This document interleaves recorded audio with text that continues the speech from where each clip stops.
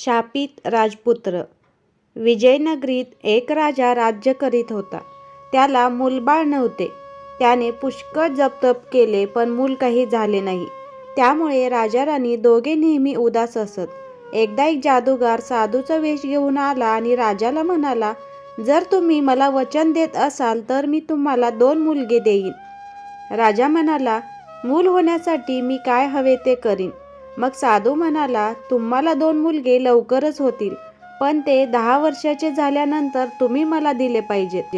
राजाने विचार केला की 10 वर्ष म्हणजे पुष्कळ अवकाश आहे आणि त्याने साधूला 10 वर्षांनी मुलगे देण्याचे वचन दिले.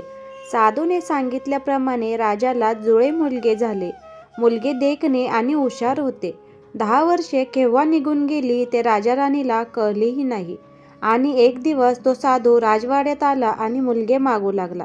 राजाने मुलगे देण्यास नकारले, पण साधूने मायेच्या बळाने त्यांना खेचून नेले. त्याने मुलांना रानात नेले. त्याने थोरल्या मुलाला राजाची शिकवण दिली आणि धाकट्याला जादूगाराची. इकडे राजा राणी मुलांना शोधत हिंडू लागले. योगायोगाने त्यांना धाकटा मुलगा नदीच्या काठी आढळला. राजा राणीने त्याला तो आमच्याबरोबर चल असे म्हटले. मुलाच्या मनात सुद्धा त्यांच्याबरोबर जायचे होते, पण साधूने त्यांच्यावर कडक नजर ठेवली होती. त्याच्या नजरेतून राजा राणी आणि मुलांची ही भेट सुटली नाही. तो अतिशय संतापला. त्याने त्यांना शिव्या देऊन हाकलून लावले.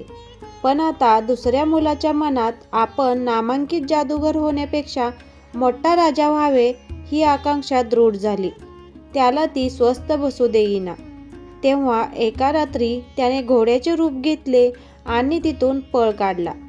तो आपल्या राज्यात परत आला. तो राजा राणीला म्हणाला, आई बाबा, मी काय सांगतो ते नीट ऐका. माझा लगाम कधी कुणाला देऊ नका.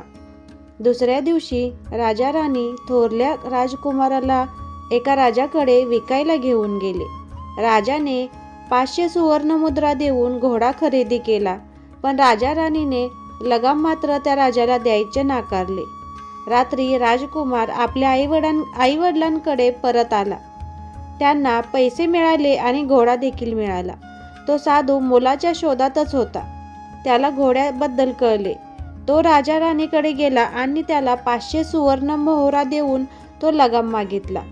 त्यांनी लगाम साधूला दिला. तो घेऊन साधू निघून गेला. घोड्याला सारे कळले, पण लगामाच्या मालकाच्या मागोमाग त्याला जाणेच प्राप्त होते. त्याला घेऊन साधू नदीवर गेला. त्याच्या मनात तिथे स्नान करायचे होते. नदीवर गेल्यावर घोड्याने माशाचे रूप घेतले आणि पाण्यात उडी मारली. साधूने तो मासा पकडला. इतक्यात एका घारीने झडप घालून तो मासा उचलून नेला. त्याबरोबर साधू ससाना होऊन घारीच्या मागे लागला. तेव्हा घारीने भयाने तो मासा खाली टाकून दिला. तो मासा सुदैवाने एका राजकन्येच्या बागेत पडला. राजकन्या खिडकीत बसली होती. त्या माशाचा राजपुत्र झाला. राजपुत्राने आपली सारी कथा तिला सांगितली. राजपुत्राचे रूप पाहून आणि त्याची कहाणी ऐकून राजकन्येचे त्याच्यावर प्रेम बसले. तिने त्याच्याशी लग्न केले.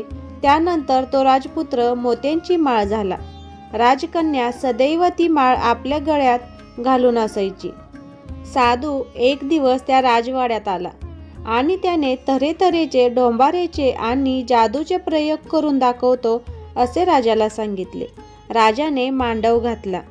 खेळ बघायला लोकांची गर्दी जमली. खेळ खरोखरीच अप्रतिम झाला. ते पाहून राजा संतुष्ट झाला आणि त्याने साधूला तुला काय हवे असे विचारले. साधू म्हणाला, राजा, तुझी मुलगी जी मोत्यांची माळ घालते ती मला दे. राजकन्येने माळ देण्याचे नाकारले, पण मागाहून वडिलांनी सांगितले तेव्हा तिने ती माळ जमिनीवर टाकली आणि त्याबरोबर माळ तुटली आणि मोती विखुरले. मोती विखुरल्यावर साधूने कोंबड्याचे रूप घेतले आणि तो एक मोती गिळणार इतक्यात त्या मोत्यांनी मांजराचे रूप घेऊन कोंबड्यावर झडप घालून त्याला ठार केले. त्याबरोबर तो राजपुत्र आपल्या खऱ्या स्वरूपात प्रकट झाला. तेव्हा सर्व लोकांना फार आनंद झाला. त्यांनी त्याचे प्रेमाने स्वागत केले. तुम्हाला ही राजपुत्राची कथा कशी वाटली मला कमेंटमध्ये जरूर कळवा. आवडले चॅनलला लाईक शेअर सबस्क्राईब करा. धन्यवाद.